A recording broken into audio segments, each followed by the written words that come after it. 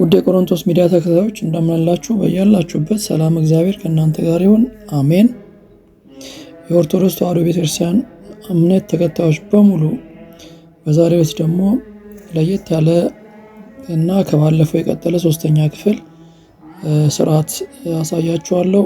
አብራችሁን ብትቆዩ እውቀት ታገኙበታላችሁ ብዬ አምናለሁ። አብረን እንዘግ። በዛሬው ርዕሴ ደግሞ የአክሊላት ክብርና አሰጣጡን እናያለን። በስመ አብ ወወልድ ወመንፈስ ቅዱስ አሐዱ አምላክ አሜን። በስመ አብ ወወልድ ወመንፈስ ቅዱስ አሐዱ አምላክ አሜን። በስመ አብ ወወልድ ወመንፈስ ቅዱስ አሐዱ አምላክ አሜን። የኢትዮጵያ ኦርቶዶክስ ተዋሕዶ ቤተክርስቲያን በልዩ ሁኔታ የምታከብራቸው እንደ ኩነት እና ተጋድሏቸው መጠን የምትጠብቃቸው 5 አይነት አክሊላት አሉ። ከሁሉም አክሊላት ከፍ ያለውን እንጀምራለን። አንደኛው አክሊል አክሊለ ሦክ ወይም አስኬማ ይባላል።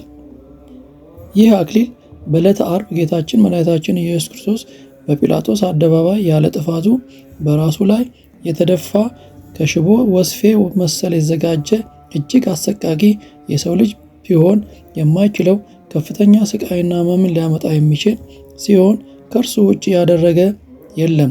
ነገር ግን አሁን ዓለምን ንቀው በድንግልና ጸንተው ወደ ገዳም ገብተው ግርማ አራዊትን ታግሰው ድንጋይ ተንተርሰው ቅጠል በጥሰው እየበሉ አሩሩን ብርዱንና ውርጩን ሳይፈሩ ስለ ክርስቶስ ፍቅር ሲሉ ለሚከፍሉት ዓለማዊ ተጋድሎ የሚያደርጉት የምንኩስና ቆብ በክርስቶስ ኢየሱስ ሦክ አክሊል ይመሰላል።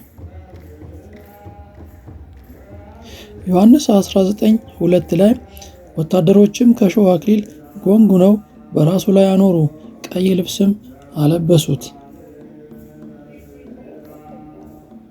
ሁለተኛው አክሊለ ሰማዕት ነው። ይህ አክሊል የሚሰጠው ለሃይማኖታቸው በመጽናትና ጌታችን መድኃኒታችን ኢየሱስ ክርስቶስ በዘመነ ሥጋዌ በምድር ላይ ተመላልሶ በሰጠው ሕያውና ዘመናዊ የማይሽረው አምላካዊ አስተምሮ ታምነው የሰጣቸውን ቃለ እግዚአብሔር እነርሱም በተራቸው ሌላው ለማስተላለፍ በሚያደርጉት ጥረትና እንቅስቃሴ ወይም ሃይማኖቱን ተከትለው በሚፈጽሙት አምልኮተ እግዚአብሔር በአረማውያን በሚደርስባቸው ጥቃት በሚከፍሉት የሕይወት መስዋዕትነት የሚሰጥ ትልቁና ሰማያዊ የሆነ አክሊል ነው። ሶስተኛ ተክሊለ አክሊል ነው።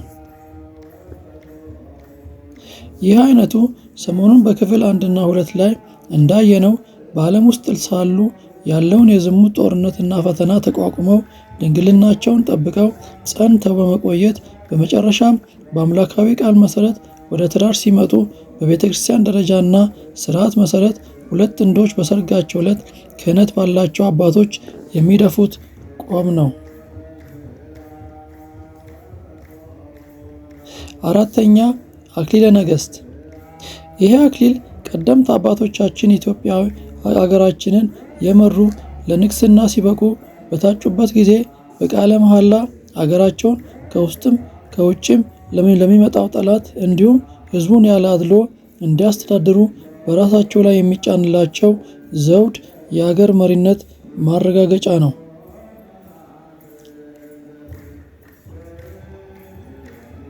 አምስተኛው አክሊለ ካህን።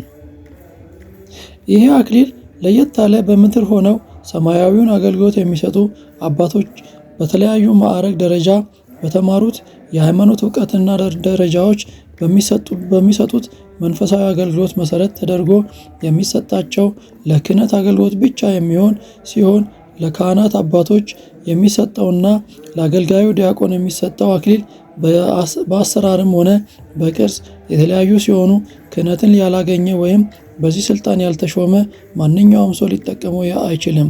ምክንያቱም ደግሞ የዚህ ክህነት ማዕረግ ክብር ታላቅ ነው።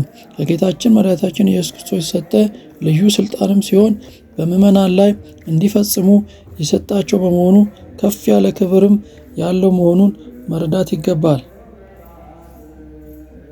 ዮሐንስ 20:23 ላይ ኃጢአታቸውን ይቅር ያላችኋቸው ሁሉ ይቀርላቸዋል፣ የያዛችሁባቸው ተይዞባቸዋል አላቸው። ማቴዎስ 16:19 የመንግሥተ ሰማያትን መክፈቻዎች እሰጣለሁ፣ በምድር የታሰረውም ሁሉ በሰማይ የታሰረ ይሆናል፣ በምድር የምትፈታውም ሁሉ በሰማይ የተፈታ ይሆናል። ይህ ቃል ለቅዱስ ጴጥሮስ የተነገረ ሕያው ቃል ሲሆን ጴጥሮስ ደግሞ የመጀመሪያው ክህነት የሰጠው በእርሱ ነበር።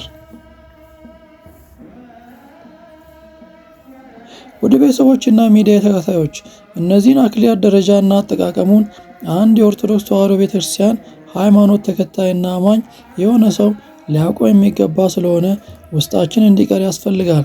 ለማንኛውም ጥያቄ ምላሽ ለመሆን ተዘጋጅተን መኖር ይገባል፣ የግድም ነው። አስጀምሮ ላስፈጸመን ልዑል እግዚአብሔር ክብር ምስጋና ይግባው፣ አሜን።